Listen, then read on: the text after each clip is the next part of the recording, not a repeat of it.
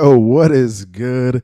It's Finn's Take with CB83 coming to you for another video, man. Hey, another one, man. Y'all ready to get it? Are y'all ready to get it? Let's get it, man. Came from the bottom, that's foreign. I swear that I'm up for the sun in the morning. Oof, hey, I gotta flex. I need a Nike bag, give me the check. I need the money and power, respect, but I promise I'm repping the O to the dead. Hey, oof, I sort them out of my way. I don't got nothing to say. Now they can't run at my pace. Yeah, they know that we ain't the same. 402, we rap the game. I told them this ain't a game.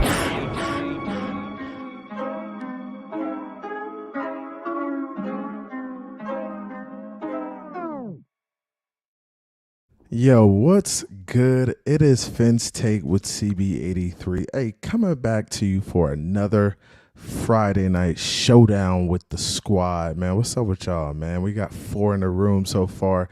Get the likes up, man. We going up tonight. It's going to be a wild one, man. I got to get me a drink, man. What am I doing with myself, man? Hey, so it's been a crazy week, man. I appreciate y'all coming through. We're going to chop it up. I'm going to have some guys on the panel, open it up, get some people up here, chop it up, look at some of the Ravens. We're going to do a lot tonight, man. I really appreciate y'all coming through. It's Finn's Take with CB83 coming to you for another Friday night show. Shout out to my man, Raul. Raul actually won the 100 sub giveaway. Raul's got some crazy prizes coming to him, man. Shout out to you, Raul. I appreciate you, bro. And he ended up winning the 100 sub giveaway, so that's pretty wild, man. Shout out to you, bro. Q, what's good? Q in this thing. Yes, sir. Yes, sirski. What's good with you, bro? Raul in here, like always, showing love. What's good, my man? Clemente. Fins up, my brother. Fins up, man. It's another show, another night, another opportunity to talk Dolphins football, man. And it's been a wild week. There's been a lot said on social media and just interviews and all type of stuff, man. So crazy week for Dolphins football. Honestly, I didn't even get caught up in the hype, bro. I didn't even do it. Like, I watched the film a little bit. I heard all about what was going on. I just didn't have the energy to talk about it this week. It just wasn't that important to me to address. So I know, people got their, some cats got their pennies in a bunch because Tua said he was short and he couldn't see. He's been dealing with that his whole life. That's something he's been dealing with physically, that limitation his whole life. So I'm sure he can get that figured out. But, that's the way of the world, man. If you have limitations, you got to find a way to overcome those. So that's what we're dealing with, man. I have faith that Mike McDaniels and the squad will get it together this week. I took a look at the offense earlier, and I thought the offense did some really good things. They did. I think there's room for improvement, like always. When you're coming out and you're assessing the first week of a game, it's going to be there's going to be mistakes. There's going to be a lot to clean up. So I understand that. I know how that works. Being an ex-coach, being an ex-player, coming out the gate on week 1, you're just trying to get into a groove of the season, like trying to find your bearings. And every week you want to try to build on what you did last week. So it's going to happen, man. It just takes time, man.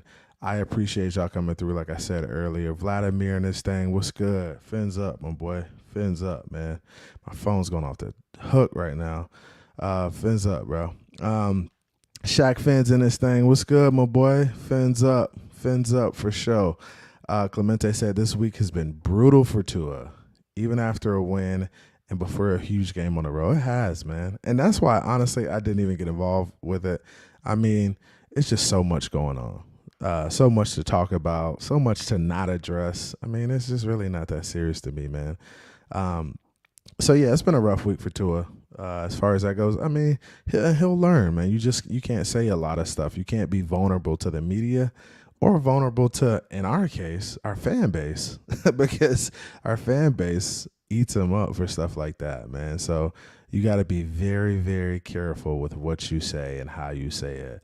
because everything you say is going to be highly scrutinized, and they're going to take it and run with it. That's what people do, and people like the drama of it. Like they bask in the drama of whether he's good enough or whether he's not good enough, right? So they love it. I mean, I don't get it because I want the kid to be successful because he's our quarterback, and I know the only way we'll be good is if he plays well. So I'm just hoping, believing, and praying that he ends up working out. He ends up doing the small things he needs to do to elevate his game and take it to the next level. I think that's what it's about. Justo, what's good, my boy? Hit the like on the way in. He said, what up, y'all? What's your expectations of QB1 Sunday? Good question, man. And we're going to talk about all of this stuff, man.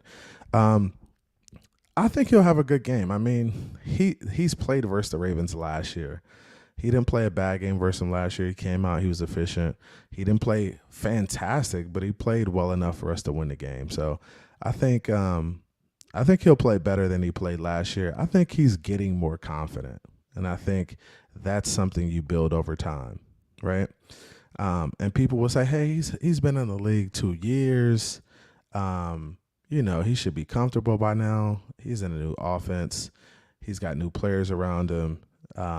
New players he has to adjust to. He has to adjust to throwing to Tyreekhill live in the game with other players around. Like there's a lot to it. So there's a lot of nuance. So I expect him to get better. It just takes time and work. I mean, you got to go to work every day. That's part of it. Go to work every day, clock in, bring your lunch pail, and just get after it. And the harder you work, the more you're in the film room, the more you understand what's going on, the easier it'll come.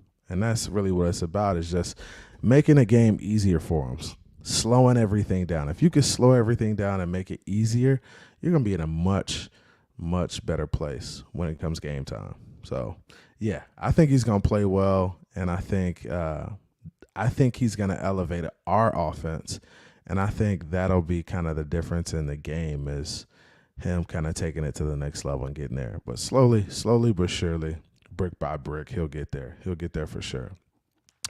My man Shaq Finn says Tua needs to start leaning into all the criticism he gets. It'll make him more likable to those that don't like him. Okay, what do you mean by that? So leaning into it. Should he address it? In the media, like how would he lean into it? Like, what's your definition of leaning into the criticism? Because I mean, I like the thought of it, but like, what do you mean by that? Like, is it addressing it? Is it not addressing it? So you must mean addressing the drama, like saying, "Oh yeah," like, and I feel like he's doing that more than he did last year, And Shaq, you just said it. You said, joke and talk shit back. Yeah, and he does do that a little bit now. Have you seen him do that more now that he's under Mike McDaniels? Because I've seen him say, like, hey, yeah, they say I can't throw deep. I'm a quarterback in the NFL. Like, come on, I can throw the ball deep. So I've seen him say things like that. Where he has his press conferences, the keyboard warriors, the chat warriors, and stuff like that. He said that. So he's done a little bit more this year for sure. And yeah, you said, like, when you talk shit with your boys, you can't take things serious. Yeah, you can't. But as a professional athlete, you also can't, like, joke around and, like, play with the media.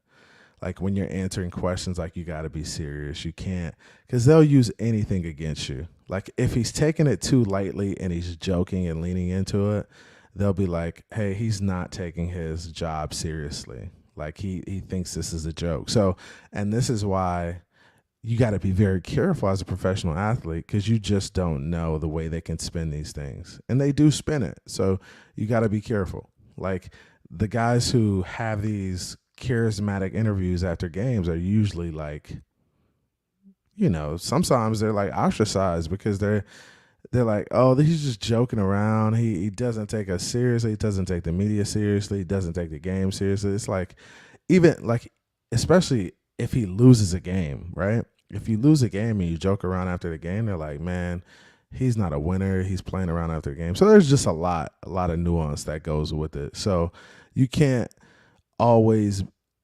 joke. I mean, there's got to be a time and a place, but it's like, man, you got to be careful as to how you approach those things. If he was to lean into that criticism, joke, talk shit, locker room banter, I'm sure there's a lot of that in the locker room where he's just kind of clowning and, doing things behind closed doors. But, you can't get into a position where you're going back and forth with the media and you're like making jokes about it, because they'll try to bury you. Like, they already kind of have it out for Tua. So it's just a matter of time before they try and take it to the next level, man.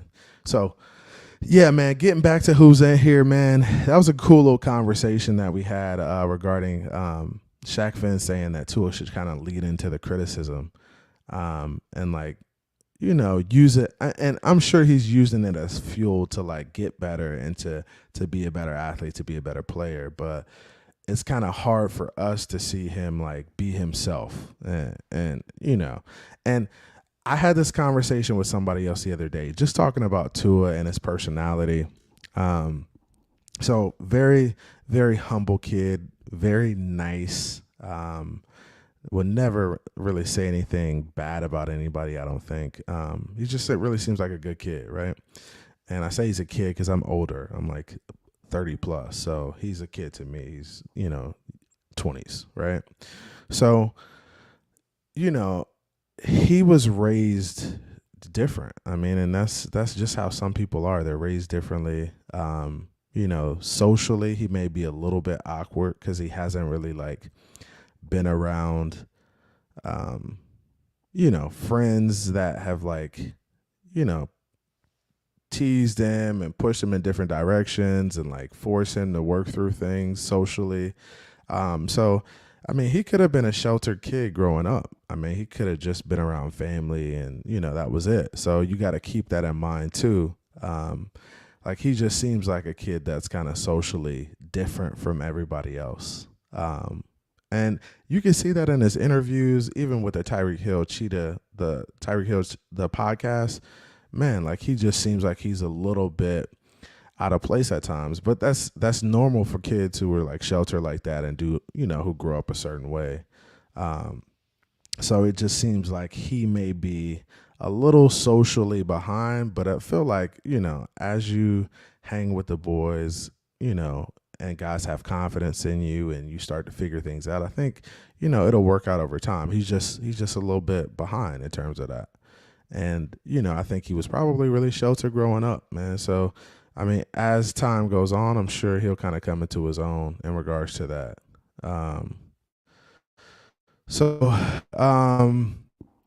Shake said, what's good? Shake, what's good, man? I see you in this joint. What's good, fam? He said, I can see that. Herb said, what's up, fellas? Herb, what's good? What's good, my boy? What's good, my boy Shaq Fins? My boy Shake? Miami Fan Talk Show. Yeah, what's good? What's good? We in this joint. Friday night. Yeah. Sean said, yo, what's good? Sean, what's up with you, my boy? Oh, yeah. He said, you got to be careful, CB, what you showing, bro. You don't want them to strike your chin. Oh, my God. Yeah, I'm going to be careful, man. I'm kind of getting reckless, but we'll see, man. I mean, if they hit me up and, I don't even know what a strike is, bro. That's how new I am to YouTube. I don't even know if I got a strike. I might already have one. So I got to check that out, man. If y'all got some tips for me, tricks for me, man, send them my way, man, for sure. UC3, what's good? What's MEM stand for, man? Is that Memphis? What is that? What is MEM? He says, CB, it's in our upbringing, the Samoan culture. We are raised that way, bro. And that's cool and that's dope. I understand that, UC3, and that's the way it is in the culture. So, and I would love to have you up here so you could talk a little bit more about the culture and how, like, that is, and the family atmosphere, and how you think Tua was raised and how he approaches, like being in a position where he's being highly criticized. I would love to have that conversation about, like, culturally, like, what do you guys expect from Tua? Like, should he respond? Should he not respond? Should he just kind of take it on the chin and, keep plugging away? Because, there's a lot of different ways of how you can approach criticism and, how you go about it. But as professionals, you still have to be professional about it. And that's one thing that, you gotta take into consideration at all times, like being professional. And Raul said, yo, what's your prediction for Sunday? I'm predicting a W for sure, right? I'm predicting a W, and I think we could win by 10. So I think maybe 27-17, or maybe even, if they score a little bit more points, the Ravens do. I'm looking at maybe, I would say 27-17 is a good score, but I do like 30-20. I like 30-20 also. So I like a 10-point victory, touchdown and a field goal for sure. Ian Baller, what's good, my boy? What's good, Holmes? Hey, it's Friday night, man. We in here. Hit the like. I appreciate y'all boys, man. I appreciate y'all coming through.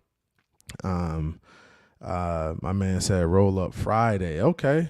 Roll up Friday. What's up with it? JMCPT says, what's up, CB83? Everyone in the chat, what's good, my boy? How you doing, man, on this Friday night, man? Everybody, hey, it's raining out here in Orlando, so we just kind of vibing, get a drink, chill, roll up, all that good stuff, right? JR Black says, CB83, Tua being and other, take it and use it against him.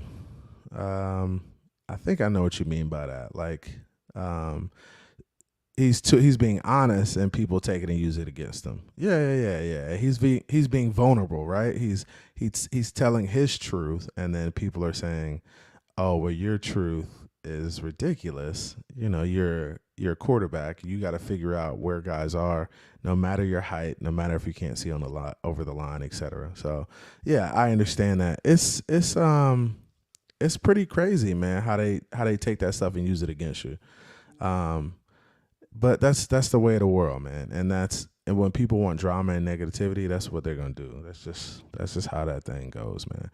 We're gonna chop it up soon, bro. We actually are gonna chop it up in a few Miami Talk Show. I'm gonna bring you up, bring whoever wants to come up. And yeah, that's how it goes. So UC3 says, we Samoans has thick skin, bro. It takes a lot to piss us off, but when we do, watch out.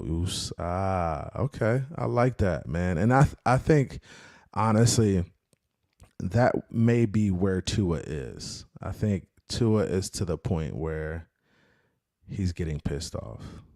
And I think a pissed off Tua could be a great Tua for us. For the Miami Dolphins. So I think that's where he is. I think he's to the point where he's been nice. He's been humble about it. But now he feels like, hey, it's time to take it to the next level because these people don't respect me. And I feel like once somebody doesn't respect you, I think that's when it's time to like flip the switch. As men, even as, if women are in here too, as men and women, it's one thing to, to joke and play around. But when people like lack respect and they aren't taking you serious, that's a whole nother way of insulting someone. So I think when you don't respect him and you feel like you don't respect a kid and he feels that, I think you could get a really pissed off player that could really, really do some damage to the NFL, man. So that's what I'm looking forward to, man. I'm looking forward to Tua kind of growing into his own and just trying to, figuring it out, man. Flipping that switch and saying, hey, I could get this done. I've done this before. It's only a matter of time, a matter of growth, a matter of taking chances, taking shots, and trying to get better, man. That's what it's about. JR Black says, what's up, fam? Again, love the good energy, the good vibes.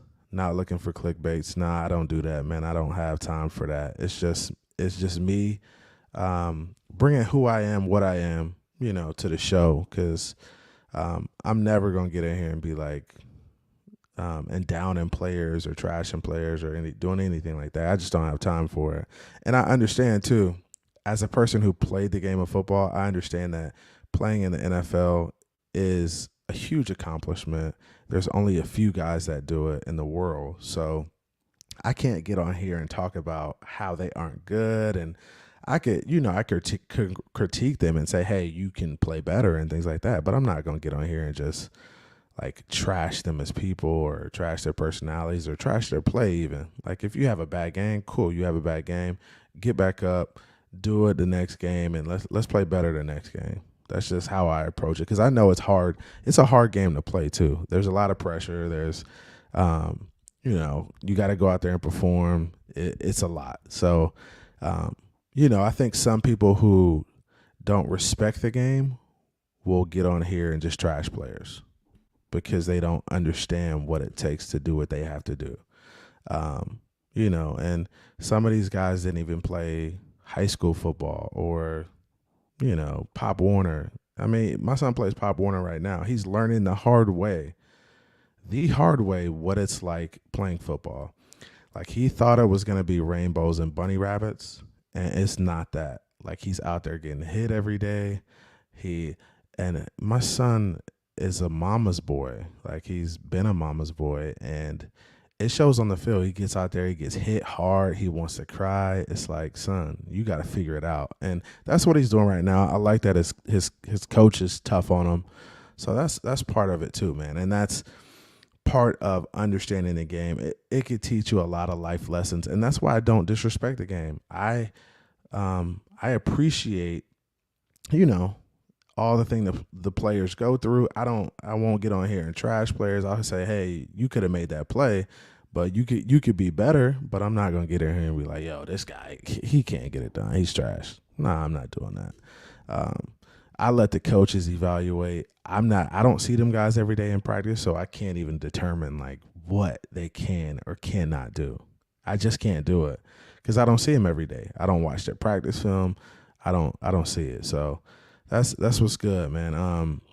So Raul said, what did Raul say? Hey, I'll take that. The fan base is going to enjoy the win. Hell yeah, man. Another big victory. And this is what we do. We take it week by week. If we could go out and play well this week, get a victory, that would be great. Even if we don't get a victory, we got another opportunity next week. The Bills come into town, and we get the opportunity to play the big bad Buffalo Bills at home. So if you go out and win this week and you come out and win next week, oh my gosh, shit will be on fire around here, right? So that's what you're looking at, man. You gotta approach every game like that. Take it week by week, and you'll be straight, man.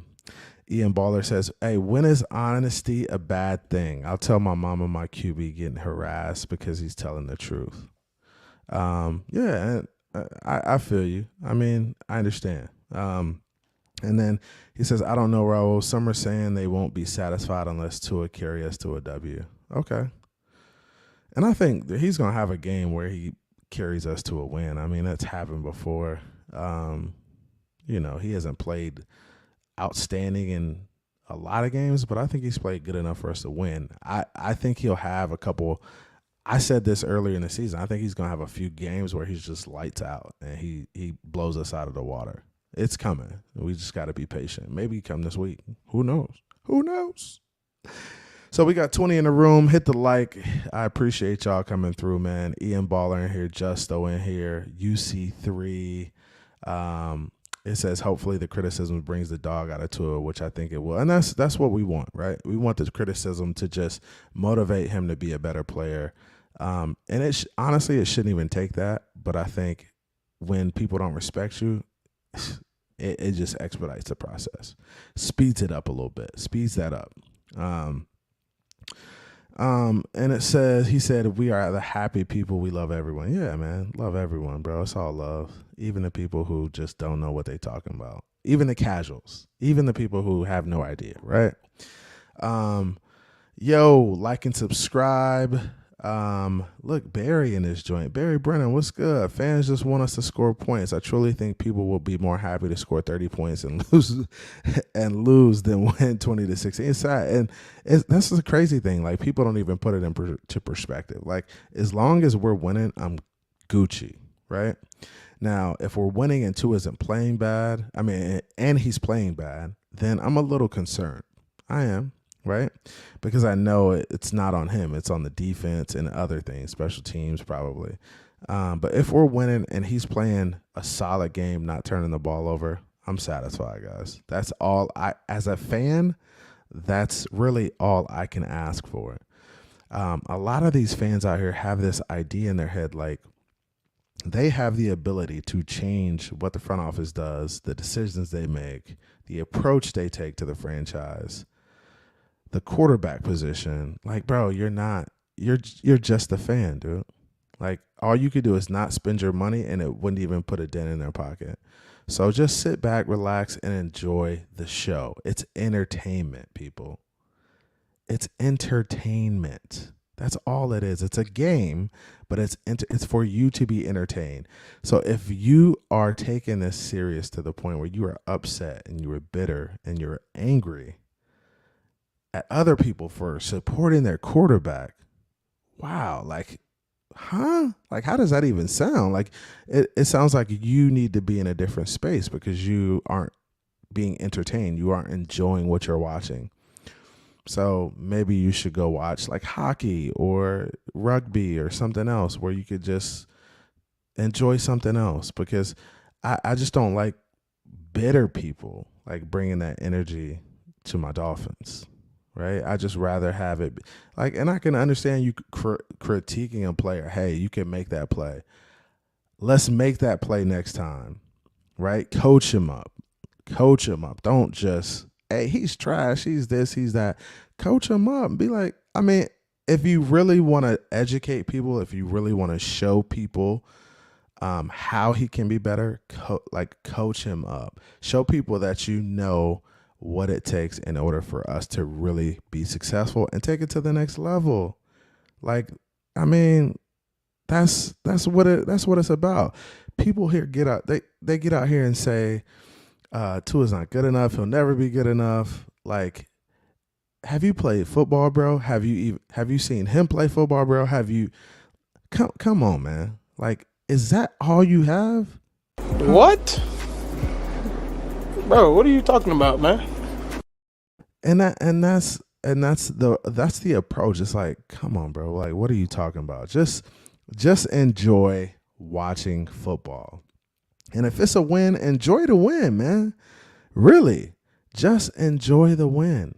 Like, we get too many people out here trying to just, they think they Chris Geary and they think they Steven Ross, bro.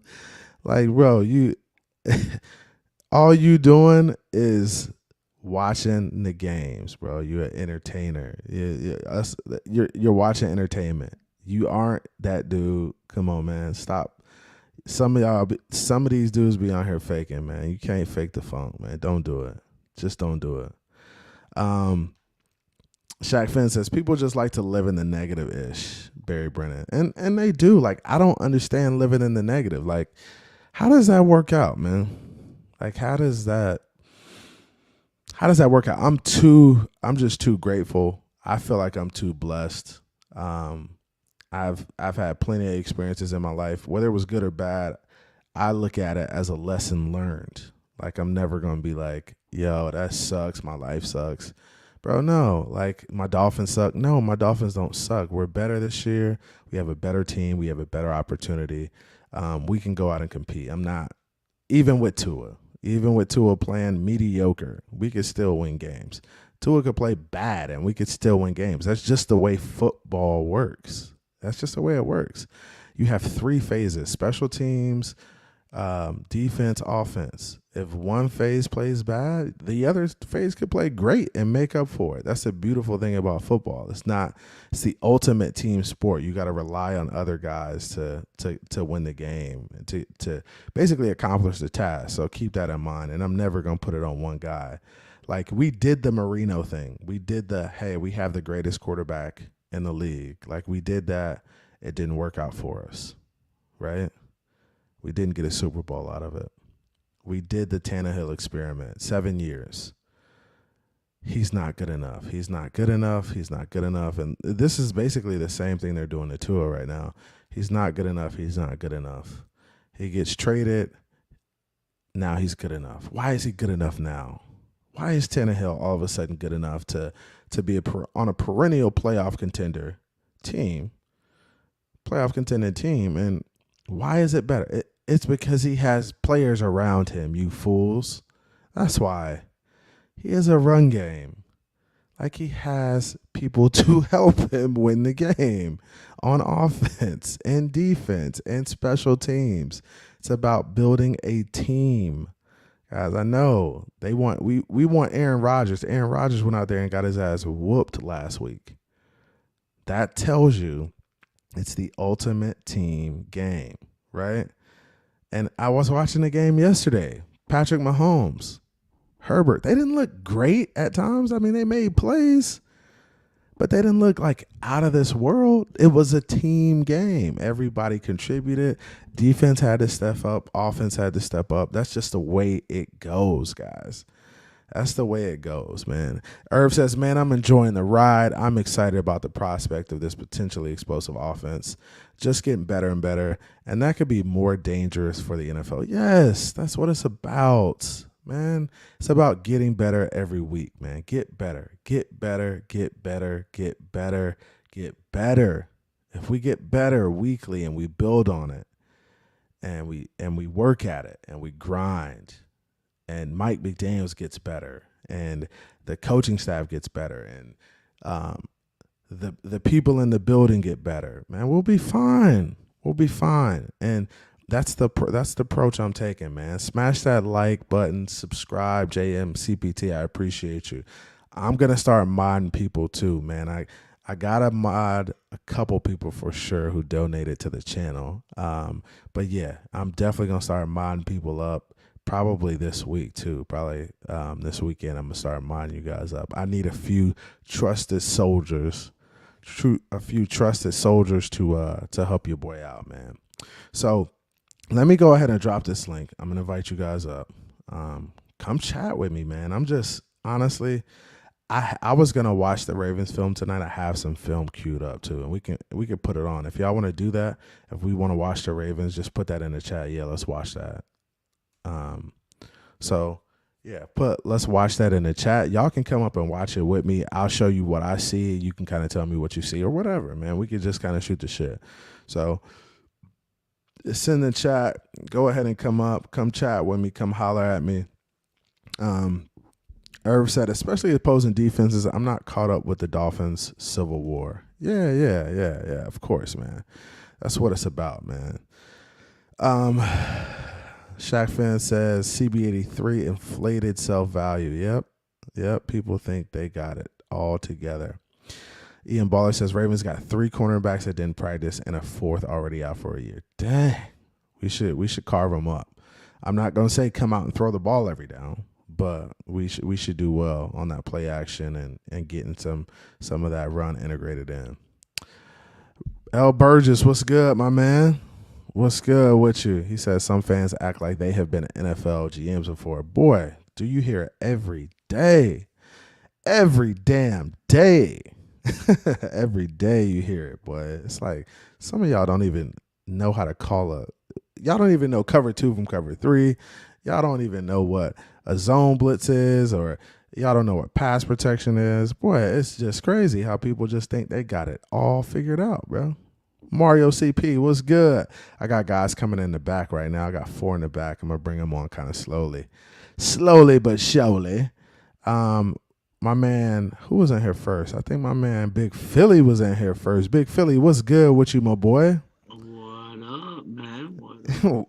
What's good, man? I finally made it. Yeah, you finally made it through, man. How was your show tonight, man? That was all right, bro. Man, it was just a little messy today, but we're getting used to it. We're new, so I've been doing it that long, so I'm still getting. That's what's used to up, that man. stuff. Yeah. But we had fun. We talked a lot of shit. We had fun. And that's what it's about, man. Having fun, talking your shit, and just being able to just that camaraderie of chopping it up with the fellas, man. Exactly. Yeah, rolling on Friday, so we're just chilling, talking smack, and what we were excited about for Sunday. And again, we talked about other teams too, because we talk about all 32 teams, not just the Fins. But Yeah. So, just like games that we were looking forward to, other than the Dolphin Ravens game, and yeah, we Yeah, talked a man. little NCAA. So And that's the crazy thing about football season too. Like we get in this box of talking about Dolphins, but there's so much other good football going oh on during the yeah, season, bro. It's definitely, ridiculous. And I'm a big fantasy guy, so I'm constantly watching, yes sir, yeah, Yeah, so it's a beautiful thing. I really enjoy it. Sundays are special to me, man. They really are. You get to sit back, chill, watch games. I chill with my pops. It's good times, man. It really is.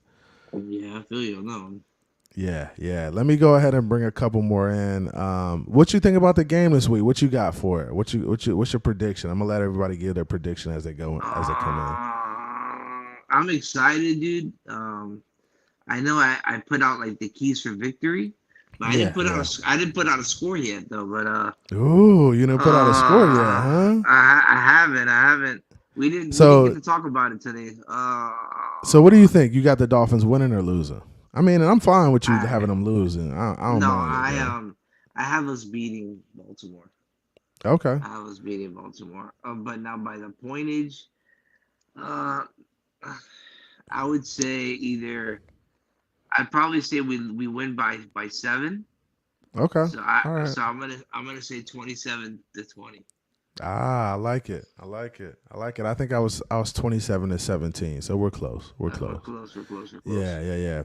Hey, so let me go ahead and get Tomas and Tomas. What's good with you, my boy? How you doing today? Good, man. How you doing, man? I'm doing all right. I'm doing good. That's what. Go ahead. Good. No. Go ahead. Tell me what's on your mind, man. Oh, you want? Yeah, you wanted scores real quick. I was going to agree with him. I was going to say 27-20. I'm going to say Okay. Baltimore gets a little bit more points, but the defense is still going to wrap him up. He's slower. Lamar is not in his game, so they're going to get their points, but the defense is still going to wrap him up. We're going to score more points. Tua's going to do what he needs to do and take care of business. I like it, man. And that's really what it's about, man. I think we have the ability to win this game. I think honestly, when we line up with anybody in the AFC, I think we have a chance at winning the game. I mean, because really, like when you really think about the AFC, and where we are as a team, I think we have a few like explosive players on defense and offense that can make plays that could swing the game. And I think that's really what it comes down to sometimes is being able to make those plays that really just change the momentum of the game. Like when we got that sack fumble last week and scored the touchdown, the Patriots were like deflated at that point. And when you have the ability to make plays like that, bro, you can really beat anybody. It's just gonna, who's gonna make those plays in the game. That's really what it's about, right? So yeah, man. I'm gonna go ahead and get Speed Kills. Speed Kills, what's good, man? Hey, what's good, everybody? It's Ian Baller. Ian How you doing? Baller. Hey, I like that picture, man. That's dope. Oh, I got a lot of pictures for StreamYard. I can use it anytime to be incognito. Oh, really? Yeah. That's dope, man. That's dope. What you got for the game, man? What you thinking for the game this week? I'm gonna say 27-24. The game is tied 24-24 with 3 minutes left. We have the ball. We drive down the field. Sandman kicks a game winner. Ooh, I like it. Hey, They give tried. him to They that were close. trying to ice us, but it ain't gonna work. Hey, and see, I can see it being a game like that. Those games bother me though, like really stress me out, man. So I would appreciate a win like that, but man, I just know that would stress me out to the core, man, for real. And if that happened, bro, I won't stop talking. Be like, hey, Tua clutch brought us down the field, and you know what they'll say? Oh, the kicker won it, but Tua brought us. Oh yeah. Of course. You already know what time it is, man. You already know how they move the goalposts, man. You already know.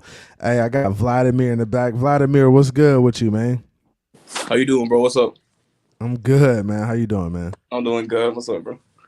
Yeah. This your first time up here, huh? Hell yeah.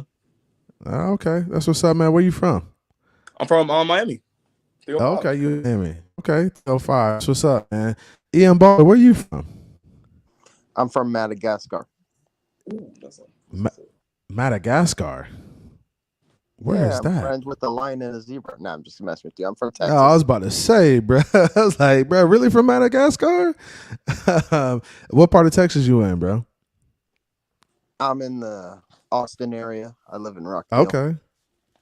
Yeah. My man, EM, EM is in Texas too. He's in Fort Worth area, man. Fort Worth. Yeah, and I think Estefan Yep. from San Antonio. He's a Spurs fan, if I'm not mistaken. Spurs suck. Yeah. I know that about Esther too, man. Thomas, where you from, man? Oh man, I'm from Miami, Florida. I'm born and raised, but right now I live in Tennessee. Oh, okay. What part of Tennessee you in, man? You in Titan country, man. Yeah, I'm about. I live in Dixon. That's about 30 miles west of Nashville. It's all right. It ain't no Miami though. I miss Miami. I miss my home, but I can't afford it. It's expensive down there, man. It is expensive down there. Big Philly, man. You can't be from Philly. Are you from Philly, bro? Where you from? Big Philly? Nah, man. My name is Philip, so they speak Philly. I got you. So you from Miami too, right? Yeah, I'm from Carroll City, but I live in Sawgrass now. I live in Sawgrass. Oh, okay. You live in the good parts. Oh yeah. No, I moved out the hood. Yeah. I used to live down like Pembroke Pines, Miramar area. I went to Pembroke. Flanagan. I went to Flanagan. Yeah. Oh, you went to Flanagan? Yeah, I went to Flanagan. Oh, okay, that's what's up, man. I was actually teaching and coaching at Miramar High School for a little bit, man. Oh, what years? So I was down there. It had to be around maybe 2016, 17. Do you know a kid named France that went there for the off season, and then there was a zoning issue and he had to leave and go to another school? He was a D end. They call him Andre. They call him Andre. Was he good? He was supposed to be a stud, huh? He was well. I know he won the starting job, but then right before registration, now when they went to register him for Miramar, because they lived right on the county line. Oh, okay. So they were close to the county line. Right. So because he was zoned in county line, he had to go to Norland, and that's when the Uncle Luke got hired there for defensive coordinator. I got you. Yeah, I got you. Because he came in late, they sat him. He was a senior. He came from North Miami Beach, but he played this summer at Miramar. He did this summer. Yeah, man. So I was at Miramar High School. What's crazy? So I was at Miramar during that time period, bro, and I felt like I did so much in the time that I was there. But you know who was playing at Flanagan when I was at Miramar High School? Devin Bush. Devin Bush was over there. Didn't he go to Flanagan?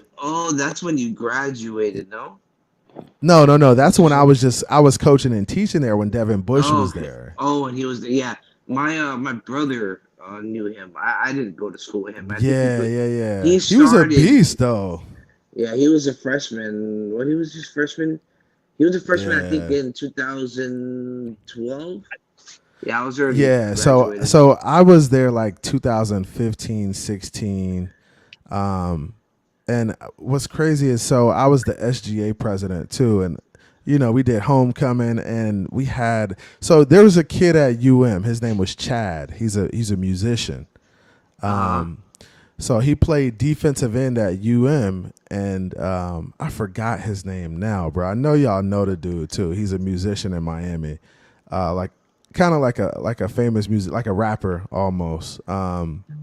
So he's like, so he came through and performed too, and now he kind of blew up. It's crazy, man, how everything kind of came to fruition down there in South Florida. Devin Bush, his dad was the coach down there at Flanagan during that time period. He was. They were the first. His team was the first team to win a state championship. Yeah. Flanagan. Yeah. My senior year, I played the first year. There we go. Hey, and Justo just said at Major 9, right? So Major 9 was at the University of Miami, and he was just kind of starting out. But a lot of my students knew Chad from around the way, from the hood where they were from. And they were like, Coach, you should you should let Chad perform at homecoming for us. So I was like, shit, I don't care. If y'all want to have Chad come perform. So he ended up coming to perform at our homecoming, and we just had a blast, man. And then he blew up. Y'all check out our music, too. His name is, Justo put it in the chat. His name is Major 9. He's got some dope music. So I had him come out and perform. Man, we had a ball at Miramar, bro. Miramar is a cool high school down there in South Florida where everybody just they got good sports. Their basketball team is good, football team good, and they be competing because they're right on the border, that Miami border. So it's dope. Who was at Miramar when I was there in school? Who was at Miramar? Gino. Gino, really? I think that was my freshman year. Was his senior year, and then Flanagan's varsity played them, and they got into a fight, and that's why Miramar don't play Flanagan. I think they couldn't play each other for like 2 or 3 years. Yeah, bro. Miramar and Flanagan had a mean ass little rivalry, bro. Dude, let me go ahead and get. That's crazy. Yeah, they got a crazy little rivalry. Shake, what's good with you, my man? What happened to Shake? I lost Shake. Irv, what's good, man? Yo, CB83, what's good, my boy? What's good? Hey, another Friday night, man. Another Friday night panel, man. So, what's your score prediction? What you thinking for the game, man? You got us losing, winning. What you think, man? Bro, I think considering the injuries to the secondary, I think, Kyle Hamilton going out with the ACL injury. And, I think Marlon Humphrey might not be playing in this game either. I think I saw that corners were on injury list. Yeah. I think this is the opportunity to really take some shots downfield and, and threaten them with our speed in our passing game. And I think, if we can do that and contain Lamar on the defensive side and stop the run game and put pressure on him, force him to make mistakes, I think we are going to handle this game. I had it at 27-24, but I think considering the injuries to the secondary, I think it's going to be probably around 30. I would say 31-20. Okay, I like it, man. I think this could be an opportunity to win big, but I think the Ravens. I think the Ravens are a good football team. And looking at them on film, I watched them on film a little bit today, just kind of on my own, and I was like, man, they are pretty good on defense. Like, they rally to the ball. They're typically in good position. There's only a few times they really get outflanked, man. So, yeah, I think it could be a really good game. And it's going to show us, it's going to be a good measuring stick for us to determine like where we are as a football team. Because I mean, it's an AFC showdown. Yeah, go ahead.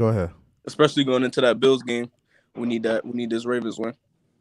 Yeah, and that will be a great momentum booster for us to get a win on the road and then come back home and face off with the Bills, man. That would be dope. Who do the Bills play this week, Shake? I think they play the Titans. Some jabroni named Juventud. I don't know. The Titans. Yeah, it's the Titans. Oh, they got Tennessee. That's right. I think Tennessee always plays them tough too, right? Right. They play the dual Monday night game. Oh, so what time do they play? They got the early one or the late one? They got the early one, I'm sure. They got the early one. Yeah, they're East Coast. So, man, hey, by the way, man, I'm enjoying the Carroll City talk because I'm from Carroll City, as a matter of fact. Yeah, man. I grew up on 45th and 197th. Oh, okay. You 45th for me. He said 91st and 45th. 191st and 45th. 191st Street. 45th. Okay, that's what's up, man. That's right off of 47th Avenue. Yeah. I grew up around Central Supermarket. Oh, yeah, it's by my house. Well, now it's like Presidente and Bravo or some shit now. Yeah. They upgraded that plaza. The Central, yeah. And they had that little bakery, that Cuban bakery right next door. Boy. I remember for a long time they used to have this little restaurant, Cuban restaurant called the Pelota. Hey, what's up, Shake Shake? What's going on, Snapper? How you doing, my brother? What's good with y'all boys, man? Good, bro. Yeah, I remember Miramar was on Douglas, which is 37th Avenue. Yeah, man. Hey, Big Philly, you from Miramar High School? No, he went to Flanagan. I went to Flanagan. Oh, okay. Yeah, I had a cousin that went to Miramar High School. She graduated in the same class as Geno Smith. Hey, this sound like really? Yeah. What year did Geno graduate, man? I think like 08 or 09, something like that. Oh, okay. So he was before I got there for sure. Way before. Make me feel like an old man. I know. Graduated with us back in 97. 97. Man, all right. you keep cutting in and out, Shake. I don't know what it is. Like I can hear you a little bit, and then it'll cut out a little bit. I'll come back in. I'll be back. Okay. Hey, all right. CB, I'll be back real quick, all right? All right. Yeah. We're good. We're just gonna talk about we're gonna talk about some keys to victory. Like, what do you think we have to do well? And I'll start with Big Philly. Big Philly, what do you think we have to do well in order to win this game on Sunday? I'm tripping. We got to keep that. We got to keep their offense off the field to time of possession, controlling the clock, controlling the line of scrimmage. Okay, so controlling the clock, controlling the line of scrimmage. I like that. Now, when you say controlling the line of scrimmage, what do you mean by that? Run the fucking ball. Oh yeah, yeah. Run the fucking ball. You right? know, honestly, like pass protection. Obviously, I know that obviously Austin Jackson, I think, is out for the year with that ankle injury. I heard they think he got put on IR. No, not out for the year. He's on IR 4 games. Yeah. So 4 games. 4 games. Right. So he's out 4 games. So next man up mentality is Greg Little. We got to see if Greg Little can step up and step into the role. Who knows? Maybe I'll beat Austin Jackson. Because there was a question mark at the tackle position. It was, and honestly, I think Greg Little is a better player to me, and I think Greg Little may take this spot and just never look back, and Austin Jackson may just be a backup. I think that's what I'm hoping for, honestly. Yeah, I think that's what could happen, man. And I was watching, so I watched the first drive, broke it down. And Austin Jackson was just having a hard time with his assignments, man. Just like he was blocking the wrong guy. So maybe that's what I was saying earlier, because there was, I think it's Cap for Life came on the show and he was like, "Oh, that Jasicki blew a block," but did Jasicki blew a block or did he chip him? And Austin Jackson was supposed to pick up that block and he didn't. So that's a lot of miscommunications. Right. That's another thing. So that's why. Yeah. Because I saw some plays where just he comes in and he blocks well. Yeah, and that's the thing too. I think there's some confusion, and I think early in the season, that's what you're trying to do. You're trying to you're knocking all that out.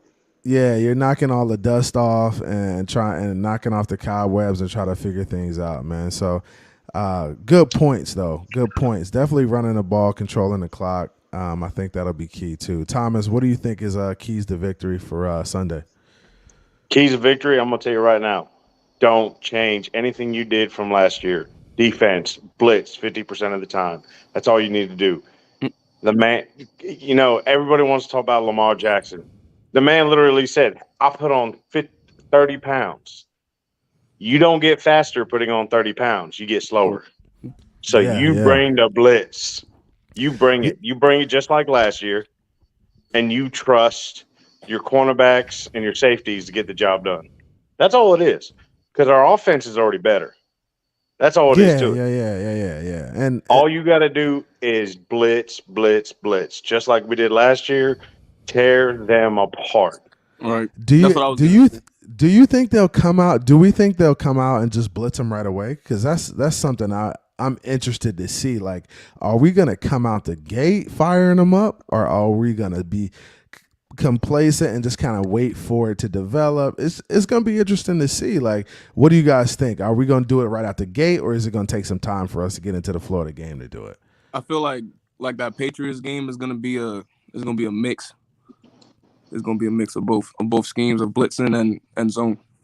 Okay, yeah, I can see that. Will we? But we need to contain Lamar more. So I feel like we need to blitz because, like last year when we blitzed them, we had high success and we was able to get a few turnovers. So yeah, I feel like And that's the thing about blitzing too. The blitzing kind of takes away the running lanes. Like if you got a guy in every gap and you got somebody containing, like there's really nowhere for you to go, Lamar. Like you could try to run around this shit all you want to, but I mean we got to end out there on the edge that's containing you, and good defense. and they just gonna rally to you. So I think that blitz is gonna be key. And the safety play, man. I remember. I think Javon Holland and Brandon Jones was blitzing giving him trouble all game. All game. Yeah. So I think the safeties really enjoy playing that way. I think they really had a good time playing that way. So I think they'll definitely try to get after it and do it that way, man, for sure. And don't forget about Kohu. I think this man is a freaking blessing. He is coming out of nowhere. Came out of nowhere. Played like a first rounder, and he was undrafted. Hey, that kid is special. I don't know who found Buddy.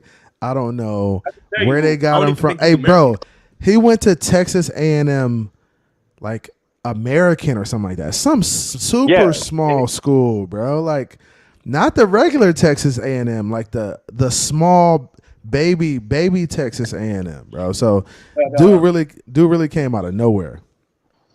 We're gonna come out like Bobby Boucher in the Bourbon Bowl. Yeah, that's a good one. You hear me? Yeah, I got you now. Mike, all right. I don't know how good your memory is, but when I first came on here, I talked to you about Josh Boyer, and at the end of the day, Caterco, who came from Josh Boyer, the same place he found J.C. Jackson, he found Malcolm Butler, he found Nick Needham. So this dude, like I've been saying since the beginning, before the football season started, at the end of the day, Brian Flores, the easiest position that Brian Flores could replace was defensive coordinator, and the fact that he stuck with him for 2 years says something a lot about Josh Boyer, man. Right. Josh Boyer was the one who made Eric Rowe into a safety. So I think I said it. I'm a pro Brian Flores guy. I'm not gonna hide it from anybody. Right. But I give credit to where credit is due, and I think Josh Boyer was the Mike McDaniels to Brian Flores. I think he was the architect of a lot of things that we were running with Brian Flores. So I think we're in good hands defensively. Yeah, and that's all Mike McDaniels has to do. All he has to do is look at the defensive coordinator and be like, do what you did last year. I'm just going to call the offensive plays. I'm not going to worry about the D. Yeah. And that's what I think Mike McDaniels is a good delegator, right? He's not going to overstep boundaries. He wants guys to do their job. I think Flo might have had a struggle in regards to people, like a power struggle, but I think, as you coach in the NFL, you learn, you go through different experiences. So, I mean, it helps you. It helps you as you go through things, and I think we'll be much better off this week going into the game. I think last year our offense was non-existent, guys, right? So our offense struggled in every aspect of the game. And I think did we struggle, or did it just nothing really click? Because, my biggest thing is I've been arguing this point. I know everybody thinks ESPN's QBR is garbage, but Tua was number 5. And passer rating, week 1, Tua was number 5. Oh yeah, I was talking about last year. I was talking about last year's offense. That was it with Brian. He didn't care about Tua. He wanted Russell Wilson. He wanted Watson. Wilson. Watson. Rapist Watson. Yeah. So he definitely. I think he was kind of out on Tua at that point, but I think like week 1, Tua Tua played well, man. I mean, Yeah. you could take a couple more shots. We could have got at least one or two more scores if he takes those shots. But I think he just wasn't in a position to force anything because you didn't have to, right? You're up in the game, you're comfortable, you don't want to force and make a bad play. So I think that's what his approach was. I think he's got to be a player moving forward, though, that's going to take the shots no matter when they present themselves and no matter what situation you're in. Even if you're up 20, you still got to be a guy that's going to take the shot if it's open. And I mean, that's what good quarterbacks do. So I think that's what he's got to build to, is becoming that. Well, what I noticed in week one, and I don't know, I can't, I'm not the type to sit there and look at every play and count the seconds. I think his passes got worse the longer he had to think about it. Like the longer he had to throw. Oh, yeah. They got worse. He is a quick passer. He is a snap passer because of what happened last year and the first year. So the longer he had to throw, the more he overthought about his passes. And that's why they got a little bit more they got a little bit worse or wasn't on the money. But when it's on, like the pass to Waddle right on 4th down and 7, that pass was out in like a second and a half. It was quick. It was quick. It was a quick pass. But all the other passes where he had time to throw or he had to scramble, his passes were off target because he's not used to having time. Right. Yeah. And that's gonna take a few games. Give him a few games where he has time, and he's gonna learn to trust himself and throw that deep ball or throw that back where you're going deep but coming back, the big cross routes. Yeah. Give him time. And real quick, man, what AB said he basically said Tua needs to stop throwing while getting sacked. That does really bother me. Like, he's got to clean that up. Like, I don't want to see that anymore, bro. Just take the sack and go down. I'm fine with you taking the sack. I don't want to see you throwing. I don't want to see the intentional grounding calls because they're coming, because he's done it so much. It's like the referees are going to be looking for it. So be smart with the football and just throw the ball away or take the sack, because I don't like that thing he does where he throws the ball where he's getting sacked, man. It's annoying to me. This happened like twice. I've been listening to a lot of press conferences. I listened to Bill Belichick's press conference. I listened to the offensive coordinator's press conference. And the one thing they all have in common is the fact that they say they don't play perfect football in September. They play. Bill Belichick said it out of his own mouth, the greatest coach of all time, other than Don Shula, of course. And he said that teams don't know who they are until week 5 or 6. And that's because, what I'm saying, at the end of the day, you gotta try, camaraderie, you gotta try things. So until week 5 or 6, you really don't have an identity. And you really start building from 5 or 6. So at the end of the day, like you said before, last week was encouraging because at the end of the day, they're still trying to find themselves. People want to say it's an excuse, but it's a reality. Right. And when you look at how we played, I looked at football across the NFL last week. And when you looked at all the other games, our offense looked pretty good compared to other football teams that played on Sunday. So it's not like we stunk it up. I mean, we were probably one of the most efficient offenses in the NFL, at least probably top 10, top 15 for sure. So there's opportunity for growth, like always. It's week 1. So like you said, it's going to take a few weeks for them to like really dig in and figure out what they can do and what they can't do, but it's going to come. And when it does click, just imagine how good this offense could be with a defense that plays the way we play on defense too. So that complementary football that's clutch. I mean, we could really do some damage, and we haven't even seen a lot of the wrinkles yet. We haven't seen a lot of trick plays. We haven't seen any of that. This is just like vanilla. So just imagine how crazy it could get. Well, I want people to take this in mind. When Tom Brady first came to Tampa Bay, before he was leaving, while he was in New England, the latter years, he wasn't going to training camps. He wasn't going to OTAs. But the second he went to Tampa, you're talking about a 20-year vet. The first thing he did was go to OTAs and training camps because he knows. Yeah, he knows what it takes, man. I don't know, Thomas. I think you had something to say. What you want to run by us? What I want to run by real quick was that I looking at what week one, looking at the plays. Tyreek Hill is not Debo Samuel, and that's the honest truth. He is the fastest man alive, but he's no Debo, so he don't need to be running all in the back of the field. We don't need all these players running around in the back. What we need is a setup. What we need is, we set our line and we make the defense think, what the hell are they doing? We don't know. Is this OPA? Is it a straight run? Is it a trick play?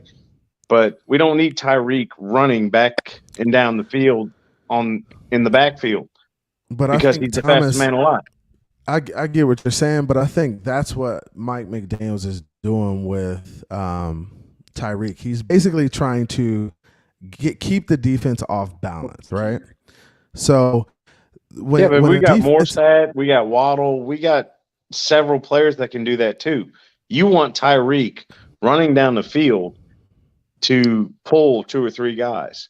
That's all you need. That's all you need Tyreek to do. Right, and I think that's kind of what he's trying to do. He's just trying to be creative with it. What he's trying to do is also get the running game off balance, or keep them off balance and run defense. So if Tyreek's going across the formation, the linebackers are going to be thinking, "What the hell is he going to get the ball and like run with it? Are we going to have to stop?" So I understand you're saying, "Hey, we want him to keep the DBs." But it also complements the run game when he's back there doing motions and stuff too, because it's going to throw the linebackers off.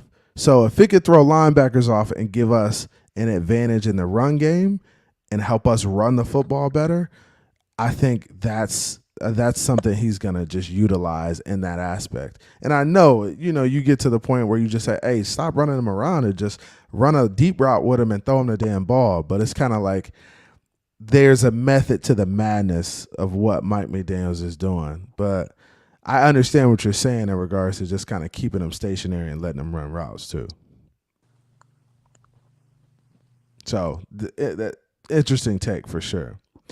But Vladimir, what I was going to do, I'm sorry to cut you off, CB. I think no, you're good. He's going to interchange Waddle and Tyreek Hill into that. Yeah, I can see that, and I know Waddle wasn't even in the game a lot last week. I felt like they took him. They took him off. Yeah. Yeah, but he was still the most important man in the game. Right.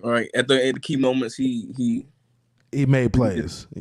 Yeah. So he definitely made plays when you needed to.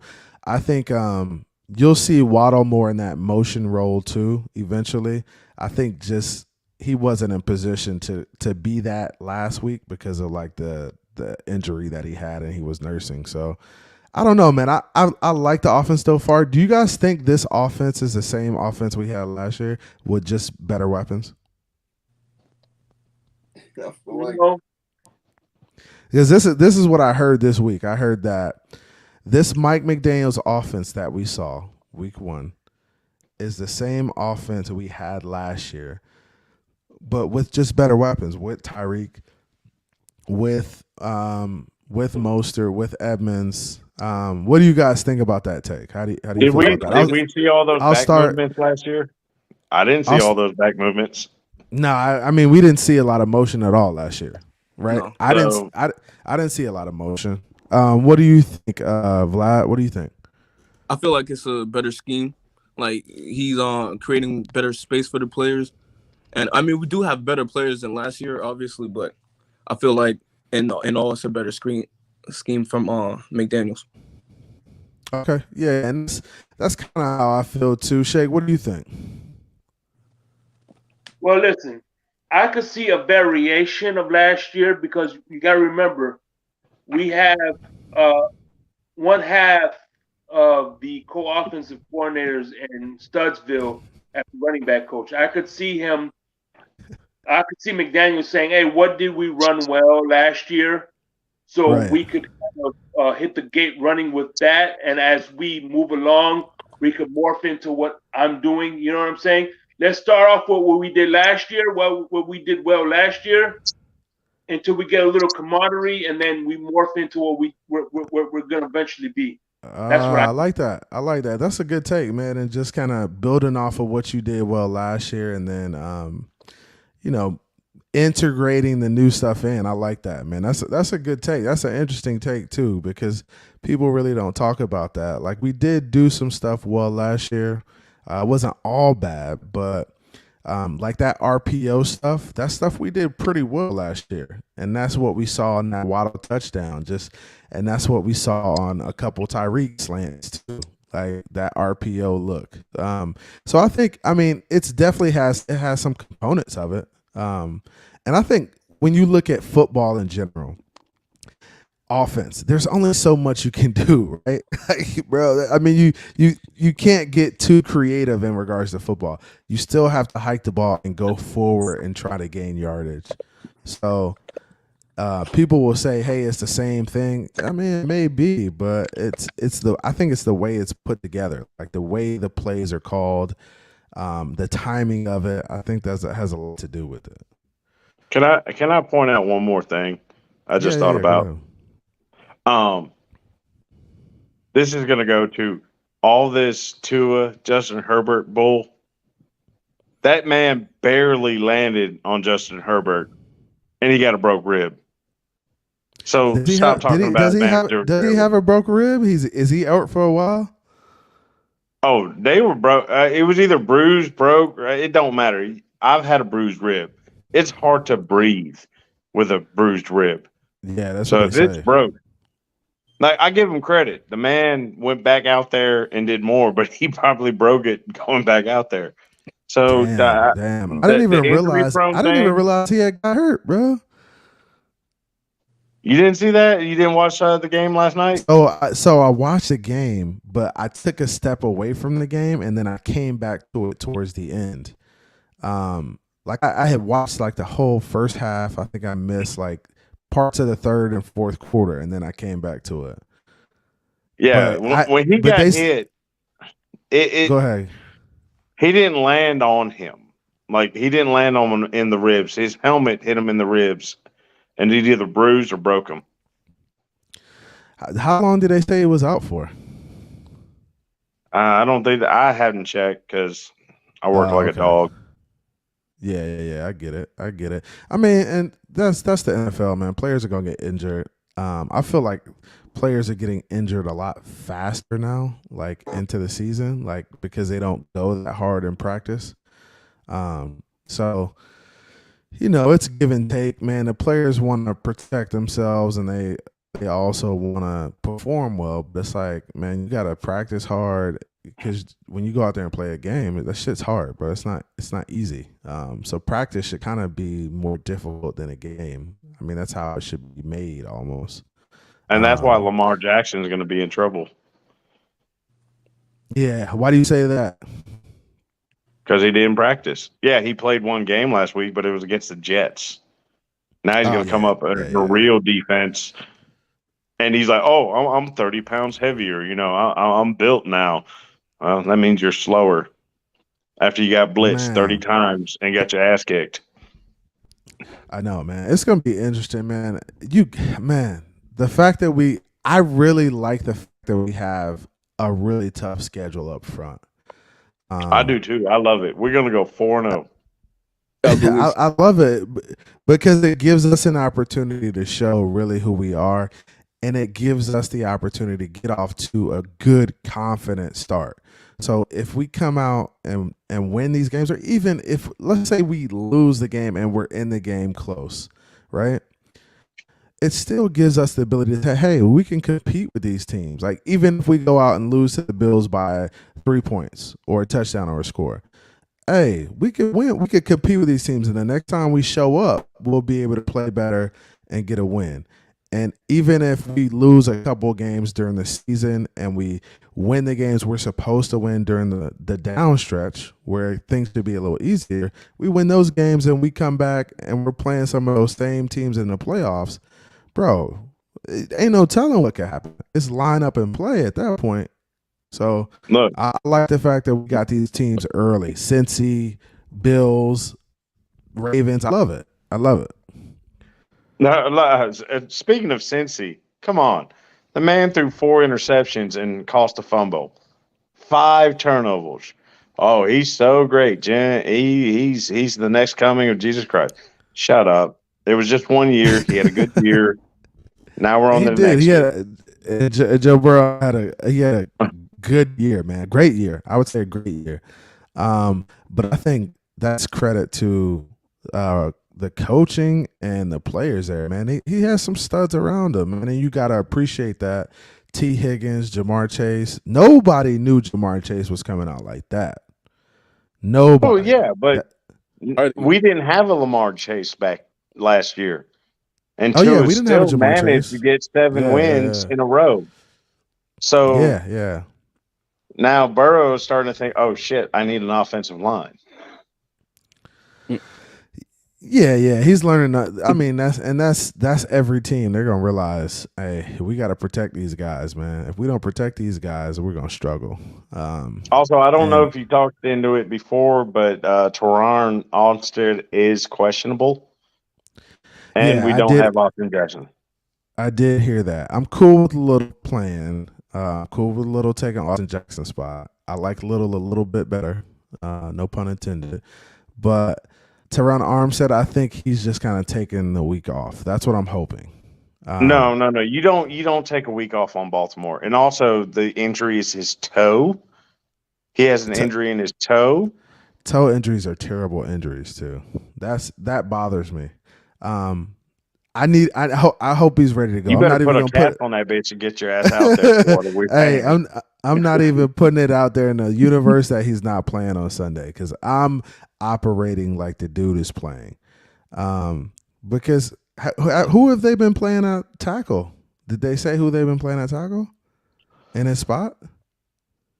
I have no idea. Actually, it's like who's I don't think they're. I don't know. I just haven't heard it reported about who's playing where. I just heard that he was taking days off, and I knew Austin Jackson was going to IR, so I knew he's not going to be there. But I figured Little would be there in his spot. So we've got cap space, we've got trades, and we signed a guy too. Remember, we signed a guy who played for Baltimore. But he's on the practice squad right now until he learns the playbook, I heard. But has nobody signed JC Twitter yet? Is he still just in limbo? Treader is I think he retired. He retired, right? Yeah, JC Treader retired. He's the center. So he retired. He retired. Yeah. So he retired. I mean, there's a couple other guys out there. I mean, what do you guys think about it? What do you guys think about a Mike Mike Gesicki trade? What do you guys think about a Mike Gesicki trade? Not yet. Too early. Please, God. Shake, what'd you say, Shake? Go ahead, and then I'll go to Thomas. I said, please, God, please, yes. He said, trade him, huh? Only because let's face it. In my opinion, and I seen it last year, Tua has better chemistry with Durham Smythe than he does with Gesicki. But Gesicki had more yards last year. I mean, that's a tough call. I mean, I think they both are kind of equal in regards to chemistry. I just think it's a matter of who can do what better. Like, who's the complete guy? And I think Durham Smythe is more of the complete guy. Smythe's the better blocker. Yeah. Smythe is a much better blocker. We know that. Gesicki's just a finesse guy, and it's like it's going to be hard for a finesse tight end to get on the field when we got all these small, fast guys. And when you look at Cedric Wilson, he's the same size as Gesicki, but he's just a better athlete. I mean, lengthwise. So it's How tough. about we call Gesicki what he is? He's a third wide end. He's a third wide receiver, fourth wide receiver. He's a wide receiver for sure. CB83, and you can correct me if I'm wrong, but in my opinion, Durham Smythe is a better blocker. I mean, I'll be a better catcher than Gesicki is a blocker. I would agree with that. He's a better catcher than Gesicki is a blocker. I would agree with that for sure. So, I mean, what do we do with Gesicki? What do we do with him? Do we trade him? What can we get? Well, that's back the problem. There's no chemistry yet with the new team, and this is what I'm worried about. You don't want to just trade Gesicki right now. You need to do something to get him highlighted. You know, you need to show him up the middle, get him first yards, get him touchdowns, get him, trade him up, make him look better than what he's worth, and then trade him. You don't want to trade him now because he's not going to get what you want.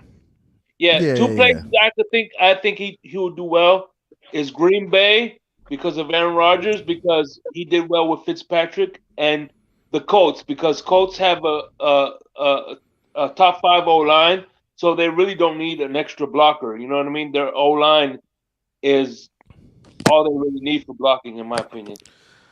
That's interesting, man. I mean, Green Bay is they look like they're hurting right now for talent.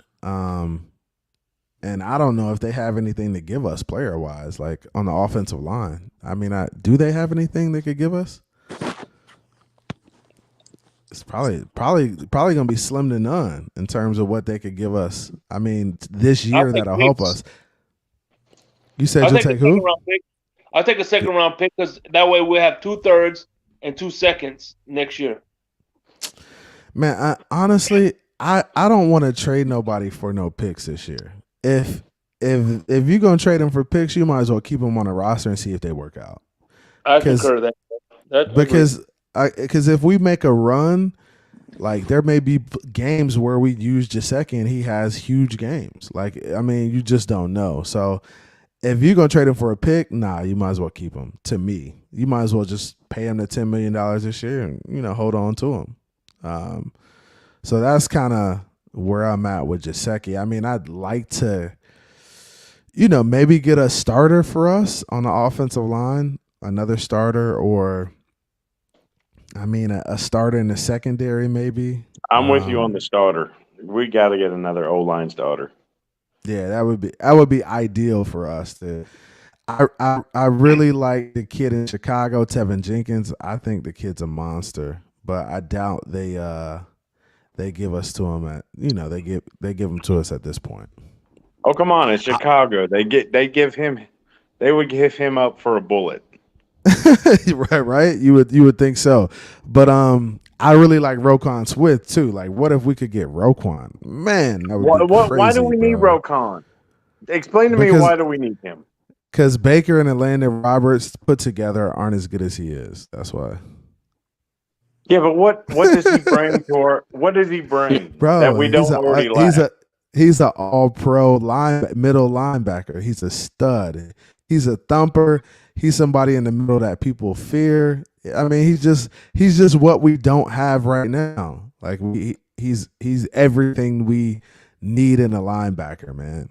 Go look at Roquan Smith's credentials. He's a monster. I get what you're saying. But look what we have now. We got Kohu doing things that nobody. But he's in a secondary. He's like corner. Like, I get what you're saying. He is. Yeah, but we still got Baker in the middle, who struggles in the run game, and Atlanta Roberts. He's a thumper. I like Atlanta Roberts. I'm not gonna say he's a bad player. I just would like an upgrade in the middle. That upgrade in the middle would solidify us. That would be a Super Bowl caliber defense with Roquan Smith in the middle. Roquan and Tyndall, if he gets well. That's dangerous. But the thing is, our defense is already dangerous. And they're both Georgia guys too, bro. Roquan, and what is everybody talking about right now? But we need to get our offense straight. Yeah. So The offense will be fine. Offense will be fine, man. I think not offenses the are always O-line. offenses are always going to be behind in terms of development and how they look. So offensive lines will always be behind. Like when I coached, offensive line always slowly kind of came out the gate, but by week 3, week 4, we were rolling. I mean, and that's just how it is. You start learning what you're seeing. You've played every front, so you know what to look for in every front. And that's what a lot of guys are getting used to, is just seeing guys in gaps and like trusting their eyes and being able to make those plays, man. So Yeah, but unfortunately, man. Tua shot that down the corner. He was like, I'm too short. I can't see him down the middle, so I'm not going to throw it. And Yeah. why? Why would he say that? Please. The NFL. That's the only thing I've seen on the NFL for the past couple of days is that clip of Tua. Really? Have they been playing that clip of Tua on national media? Yes, they have. Are you serious, bro? I don't even watch TV anymore, but they really been playing that clip and like using it to have conversations about? They've been slamming them. Killing them. They've been killing That's them why you on have to have- that?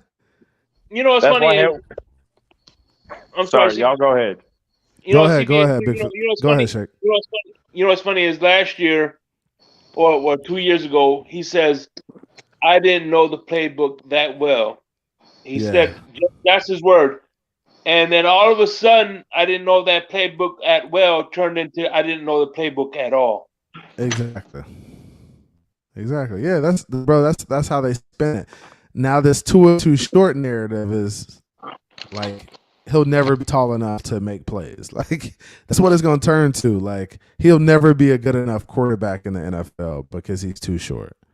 It's like, come on, bro. Like we've seen small quarterbacks have success before, like Drew Brees, Russell Wilson, but Tua just needs to step it up, man. We just need to see it.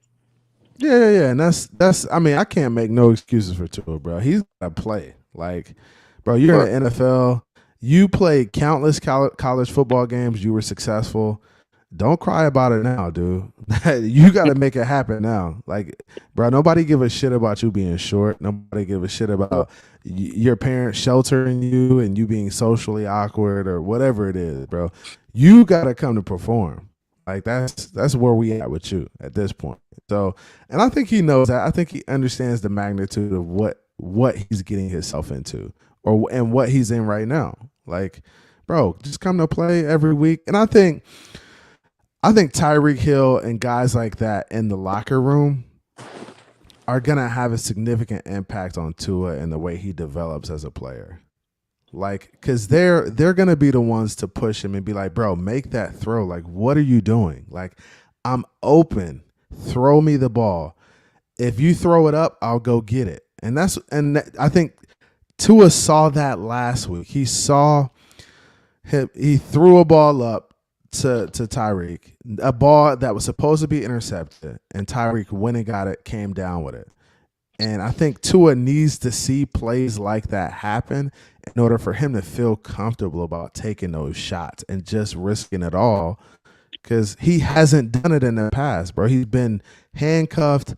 I feel like when he played for us the past 2 years, it was like, man, don't lose us the game. That was Flores' mindset. Don't do anything out of character. Don't lose us the game. I know exactly what play you're talking about, and I want all of you to go back to that play. And I don't know the exact rules on pass interference, but the CB literally locked hands with Tyreek Hill after the 5 yards. Like they were holding hands, like they were going out. Oh yeah, bro. Like, but that's every play in the NFL though, Thomas.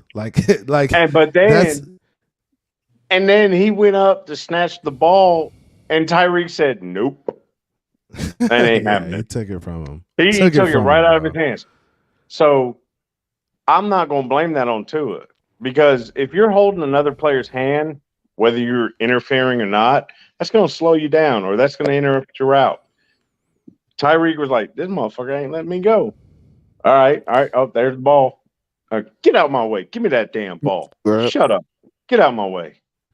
Yeah, That was all a crazy Tyreek right play. there. That was not a bad pass. That was just Tyreek doing Tyreek. Yeah, Tyreek's the monster, man. Only Tyreek can do stuff like that. Have you seen that man's muscle? It's bigger than yours. That dude is salty, bro. He's a monster. You gotta respect Tyreek and how he plays the game too. Like he's gonna bring it every week, and that's the type of guys we need on our roster. Like guys like him who are just gonna elevate everybody's play. Because that's what we haven't had, man. Let me go ahead and get Irv back in here. Irv, what's good with you, man? I'm good, bro. You back? I'm back, man. Just had to take care of something real quick. I got you. Hey, man, we got KP in the chat. KP, what's good? Go ahead and get up here, man. You can get up here. I haven't seen the Tua haters tonight. They've been hiding, man. They don't even jump in the chat no more, man. It's like they scared. Guys, I don't gatekeep anybody. You could come up on my show, talk about Tua being bad. I don't mind it. That's why I love. Yeah. Hey, but bro, you remember you guys were talking about that? I just want to point out one thing. A lot of people don't remember that we had Brock Osweiler. All right, Brock Osweiler was 6'7", and tall as hell. Right. Yeah, he led the league in batted passes on the line of scrimmage. So that height is a narrative. Yeah, for sure. Irv, go ahead. What you had to say? No, I was gonna say on that throw to Tyreek where he was going up against the rookie corner. I think it was Jones. I believe his name was number 13. I believe if you look at Tua's mechanics there, like if you look at his throwing form, it looked like he was throwing a 50-50 ball. It wasn't. I don't think his aim was to throw to Tyreek deep. I think it was a 50-50 ball. I think he just trusted Tyreek enough to go up and get it, and he did. Yeah. Because a lot of people say that was a bad throw. Yeah, a lot of people say that was a bad throw. I don't think so because I've seen Tua throw a lot, and I think based on his body language, that's what he wanted. That's what he was aiming for, was that jump ball situation, and Tyreek happened to win that battle.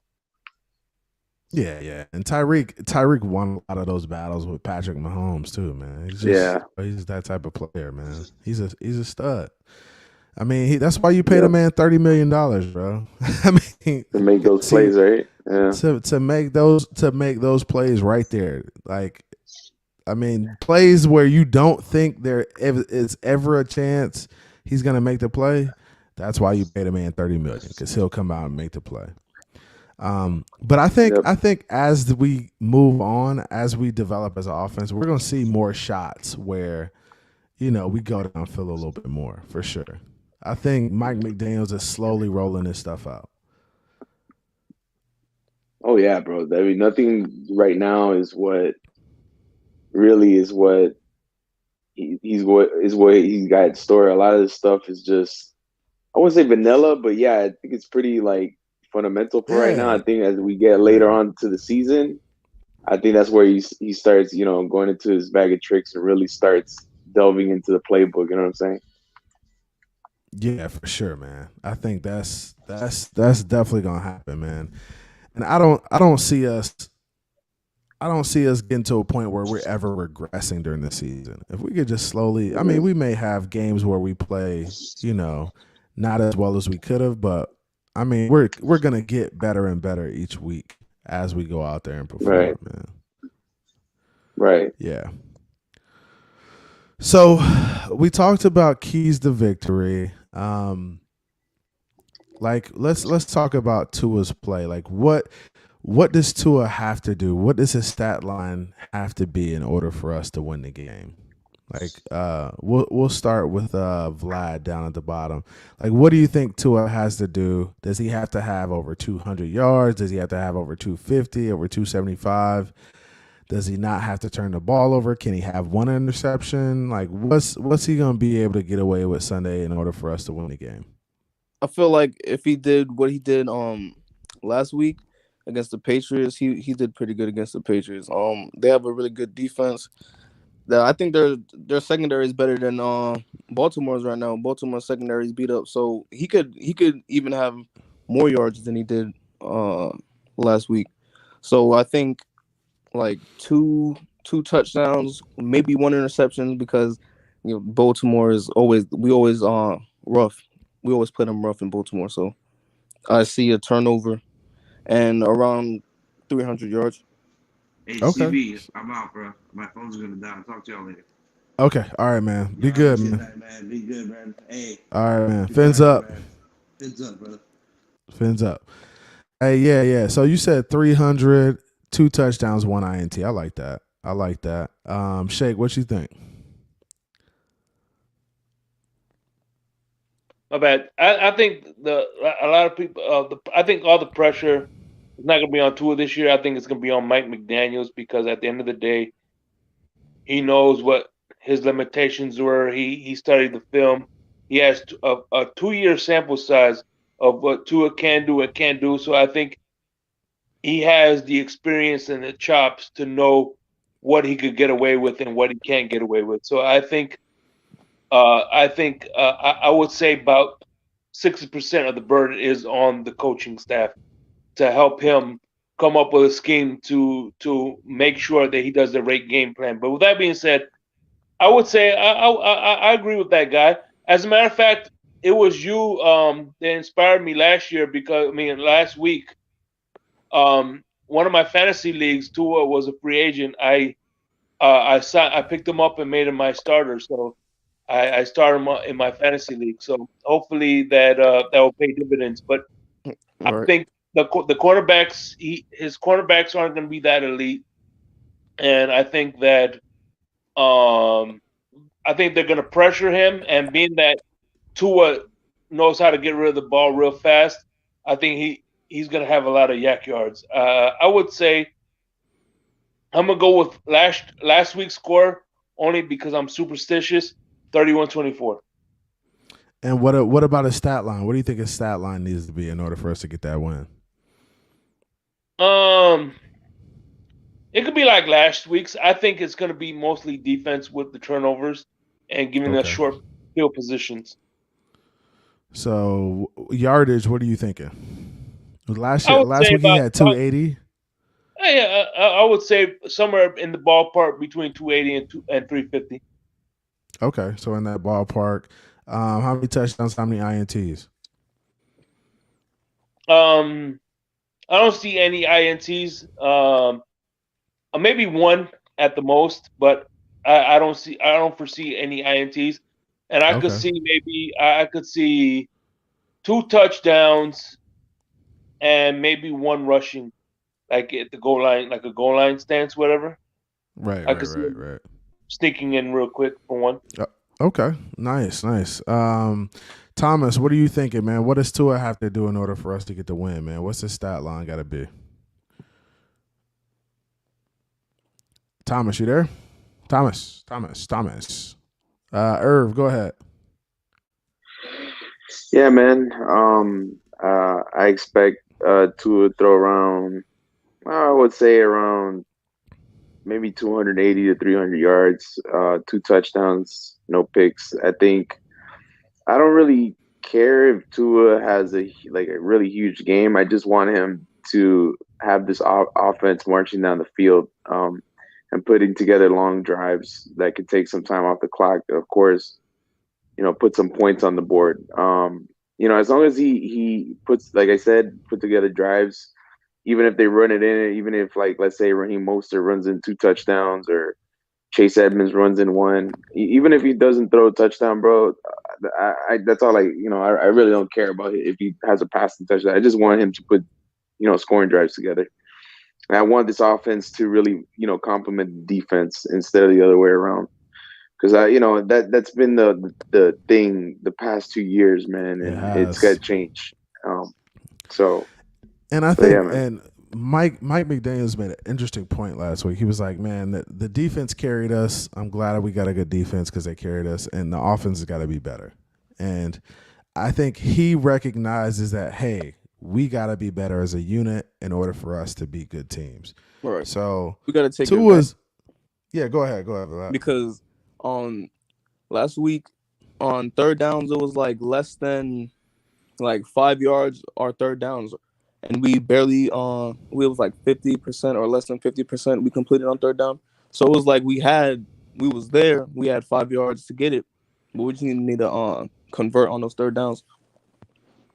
Yeah. So third downs are important, especially on defense and offense, man. I just feel like we've always been a defense that kind of struggled getting off the field on third down. I saw glimpses of it last week, and I was like, man, is this going to be the same Dolphins defense that we've seen in the past, where it's 3rd and 12 and 3rd and 13, and they get a first down? It's like, damn, bro. It's like, bro, I'm tired of seeing that shit. Like, y'all got to figure that shit out and get off the field, man. So I think they started to figure it out as the game went on. I think the offense will figure this thing out too, man. I have Tua going for 310 at least, 310, 320. I think he's going to have a couple big plays this game that he didn't have last game to get him over that 300-yard mark. So that could get him between 320 and 350 if he makes those big plays that he should make within the flow of the game. So I could see him doing that. I think he could have 3 passing touchdowns, and maybe 1 INT. I'm hoping there's 0 INTs, but maybe 1 in there because he's taking a shot and trying to make a play. So, yeah, I can see an INT from a deflection. Oh, yeah. You see, we've seen so many deflection INTs, man. It's pretty crazy, man. And if you can't get both hands on the ball, bro, don't touch it. Like, or swat it down. Don't swat it up. I mean, this ain't tip drill, man. So if you're a receiver, you can't be doing that. I see 275 yards, 2 touchdowns, 1 from either Waddle or Hill, the other to Gesicki. Okay, Gesicki guy. Yes. Because he's there. Waddle and Hill's going to open up that middle, and they're going to screw up, and that's where he's going to get that second touchdown. Okay, First I and like second. that. I like that. And I like getting Gesicki involved. I think, like I said, Baltimore is going to play a little bit better, but the blitz is still going to kill them. So, like I said, 27-20. I think I said 27-20. They're going to get more points, but they ain't going to cover. They're done. Yeah. I agree. I actually think the Patriots defense could be a little bit better than Baltimore's defense. I think they are. I think we struggle because the Patriots defense is better than what they showed. Bro. Mm-hmm. And watching the Patriots on film, they're so disciplined. Like, their eyes, bro, they're not looking in the backfield. They're focused on their man. They know what's going on. Them dudes can really play. And I think people underestimate how good that defense was. And they just say, oh, Tua's not taking any shots. Like, he's not, hitting the open players, bro. The Patriots were in good position a lot of times. They were in, arm's length to make a play. So if Bill Belichick had called a timeout just before that 4th and 7, we'd have never scored that touchdown. You think so? I guarantee it. He didn't see it coming. He didn't know what we were thinking, and it got off so fast. Boom. But see, and that's the thing. So I think, and that's why I think Mike McDaniels will have a lot of success out the gate, is because really nobody knows what he's thinking and what his tendencies are. Like, it'd be different if they knew, like, oh, he called San Francisco all last year. He called timeouts and everything. No, that's not the case. They don't know that. So they don't know what he's thinking. They don't know how he's going to approach it. Bill Belichick, that was probably the last thing he thought was going to happen, was a slant across the middle on 4th and 7. I'm sure it had to be the last thing he was thinking would happen. But now every team's going to have to think about that. Oh, yeah. So it's going to be a lot harder. Like, I look at McDaniels and I like him. He's either going to be the next coming of Jesus Christ, or he's going to be the next Dolphins Pat White. And y'all know what I'm talking about, Pat White. He get hit once, huh? He going to get hit once, and it's done. But he might be the next coming. So Yeah. I got my fingers crossed about him. I just, I love watching his interviews, but at the same time, it's like, how many coaches have we slandered and given so much shit about looking high or acting high in front of press conferences? Mike McDaniels is off the fucking walls high all the time. He's like the Kevin Smith of football. That's his life, yo. That's his life. And you could see the OCD in him too. He's just like his head is constantly spinning, like he's constantly like the wheels are turning. Yo, the man don't know what he's thinking. Yeah, that's what it seems like sometimes. I got one better. He could either be the next Don Shula or the next Adam Gates. Right. No. Ho. Not Adam Gase. Do not put that slander on us. Do not ever repeat that slander. Adam Gase. Adam Gase literally had coaches doing cocaine in the office, bro. Adam Gase couldn't be the next Adam Gase because it's not happening. Don't put you evil on me, Rick Bobby. Actually, if I really want to go evil, I say Cam Cameron. Oh man, stop. Just stop. Why? Stop mentioning these guys. Yeah. Why? Stop mentioning these guys. Them dudes terrible, man. Is that guys, you, TD? Is that you, Master of Works? Oh no! Yeah. That's crazy. Listen. It's not our fault. It's not the Dolphins' fault. We had more coaches than we had presidents in the last 8 years. We had a new coach every other year. I'm every sure 3 it years, would average out. Yeah. Hey, well, guys, I'm gonna go ahead and do final thoughts and get out of here, man. I appreciate everybody coming through tonight, man. It was fun while it lasted. Hit the like. Subscribe. I appreciate everybody coming up on the panel tonight. We had Vlad, Thomas, Shake, Irv. We had Ian Baller come up. We had Big Philly come through. I appreciate everybody, man. I'm gonna go ahead and do final takes. I'll start with Vlad, man. I appreciate you coming up too, man. I appreciate Thomas coming up too. This is y'all first time, man. Keep coming up, bro. Keep coming up. Whenever I open it up, come in. I love y'all thoughts, man. Go ahead, Vlad. I feel like we need this win to boost our confidence. If we get this win going into that Bills game in Miami, it's gonna be roaring in Miami, man. It's gonna be crazy. So it's gonna be bubbling. Yeah, man. If we get this win, we need it. And yeah.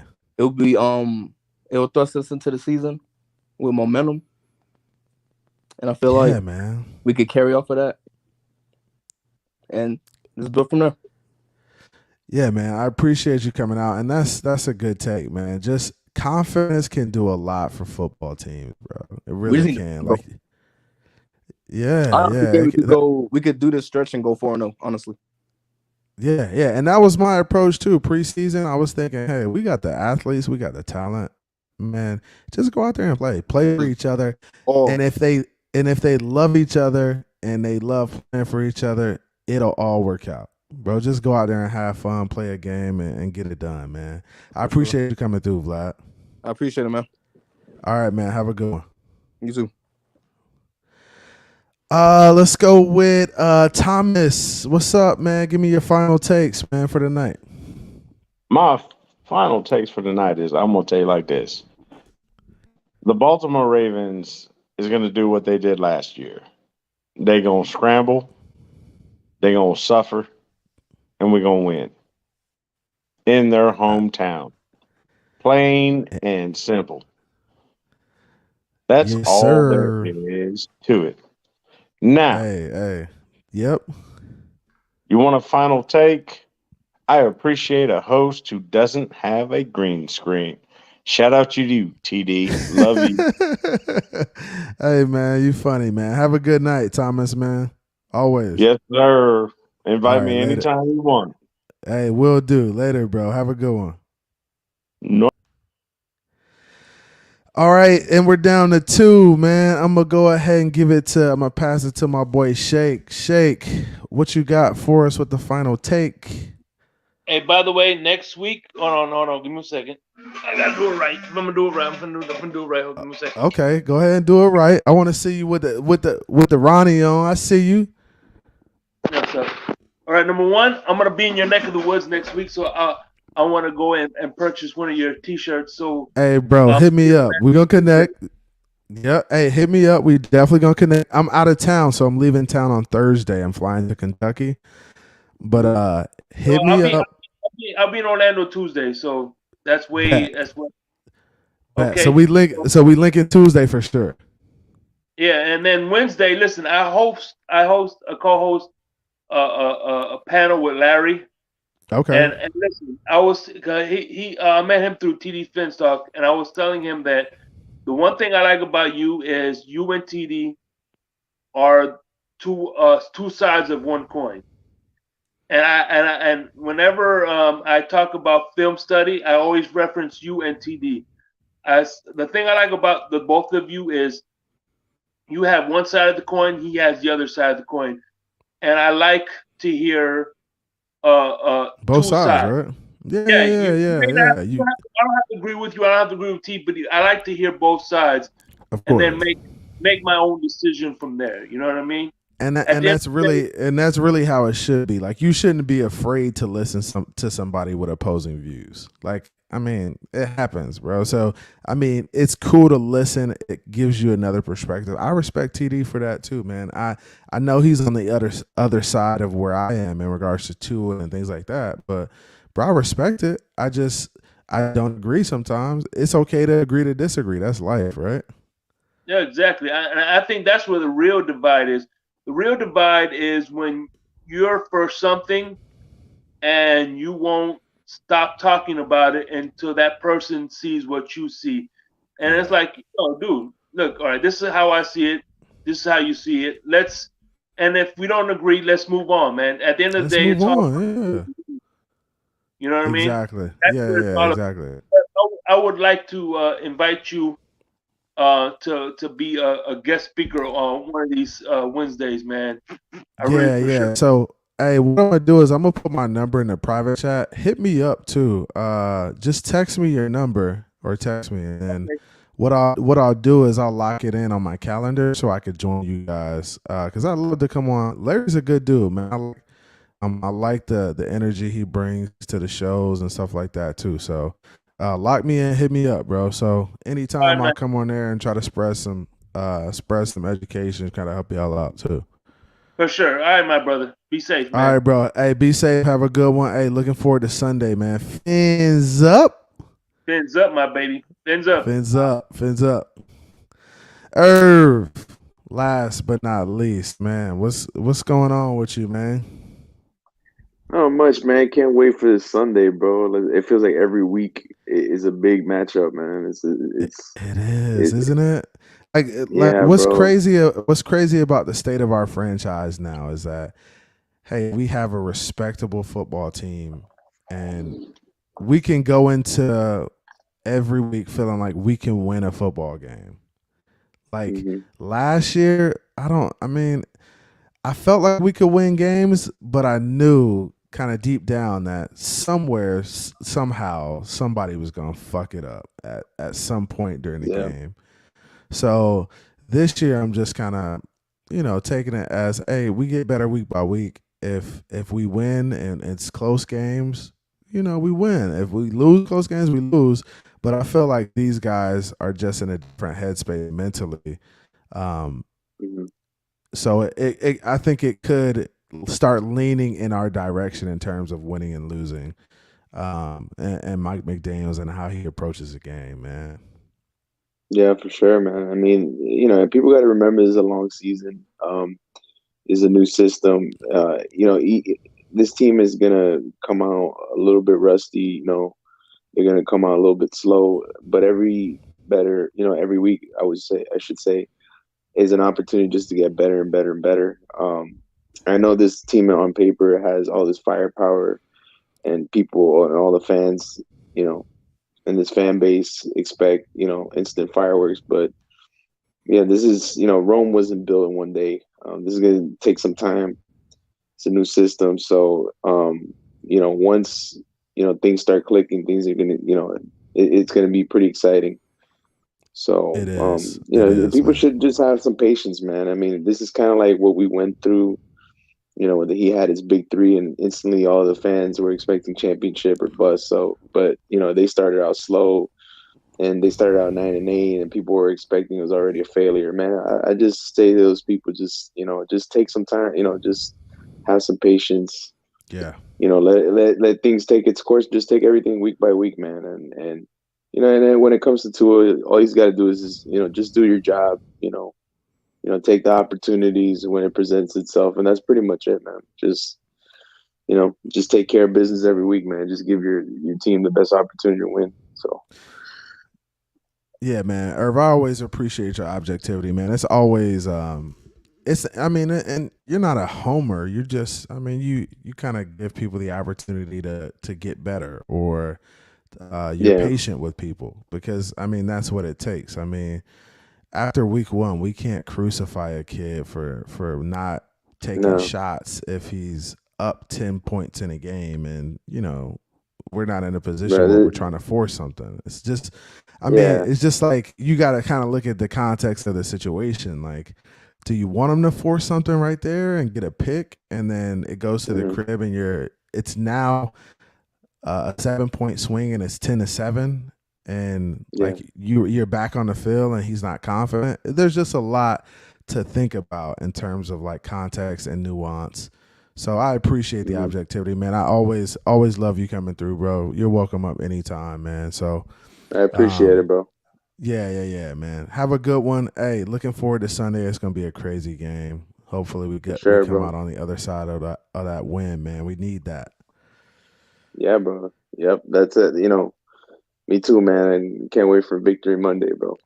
Victory Monday will soon come, bro. Will soon come, man. Have a good night, Irv. You too, bro. All right, bro. Later. Hey, guys. So it's Finn's Take with CB83. Another episode. Man, my eyes are heavy. I'm tired, boy. It's been a crazy work week, long work week. I appreciate you guys coming out and hanging with me. It's always a great time at Finn's Take with CB83. Always good vibes. Always, guys. Always good vibes. It's always love. We're trying to get to 1,000. We're almost at 500. We're close, guys. Share, subscribe. I appreciate everybody so far. It's been fantastic experience. I've only been doing this for like maybe a couple months now, but I love it, and I enjoy talking about the Fins, man. Get your popcorn ready.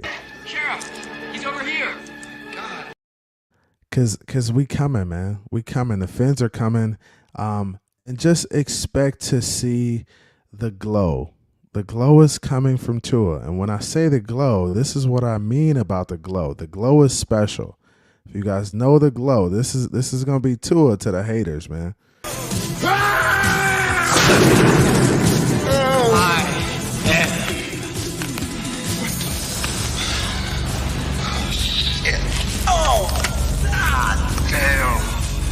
Let me go, motherfucker, let me go. It's coming, guys. It's coming. Be patient. Wait on it. Give the kid opportunity to grow. Give Mike McDaniels an opportunity to settle in as play caller. We'll be fine, man. We're going to be good. It's Fins Up always, every day. Love y'all. See y'all. Peace. Came from the bottom, that's foreign. I swear that I'm up for the sun in the morning. Oof, hey, I gotta flex. I need a Nike bag, give me the check. I need the money and power, respect, but I promise I'm repping the O to the dead. Hey, oof, I sort them out of my way. I don't got nothing to say. Now they can't run at my pace. Yeah, they know that we ain't the same. 402, we rap the game. I told them this ain't a game.